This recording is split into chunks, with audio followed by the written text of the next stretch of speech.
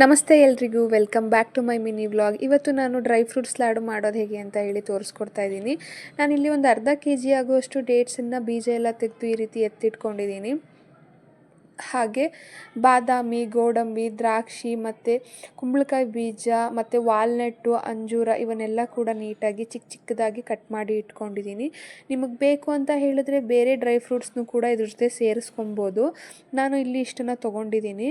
ಮೊದಲನೇದಾಗಿ ಡೇಟ್ಸನ್ನು ಮತ್ತು ಅಂಜೂರ ಇಷ್ಟನ್ನು ಕೂಡ ಮಿಕ್ಸಿಯಲ್ಲಿ ಹಾಕಿ ನೀಟಾಗಿ ಗ್ರೈಂಡ್ ಮಾಡ್ಕೋಬೇಕು.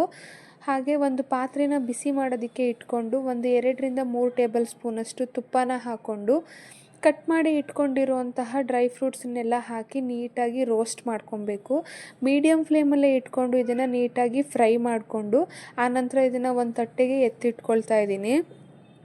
ಹಾಗೆ ಮತ್ತೆ ಅದೇ ಪ್ಯಾನಿಗೆ ಇನ್ನೊಂದು ಸ್ಪೂನಷ್ಟು ತುಪ್ಪನ ಹಾಕಿ ಆವಾಗಲೇ ತೋರಿಸಿದಂತಹ ಡೇಟ್ಸು ಹಾಗೆ ಅಂಜೂರನ ನೀಟಾಗಿ ಗ್ರೈಂಡ್ ಮಾಡಿ ಇಟ್ಕೊಂಡಿದ್ದೀನಿ. ಅದನ್ನು ಕೂಡ ಹಾಕಿ ನೀಟಾಗಿ ಒಂದು 2 ನಿಮಿಷ ಫ್ರೈ ಮಾಡಿ, ಮುಂಚೆನೇ ಫ್ರೈ ಮಾಡಿ ಇಟ್ಟಿರುವಂತಹ ಡ್ರೈ ಫ್ರೂಟ್ಸನ್ನೆಲ್ಲ ಹಾಕಿ ನೀಟಾಗಿ ಮಿಕ್ಸ್ ಮಾಡ್ಕೋಬೇಕು.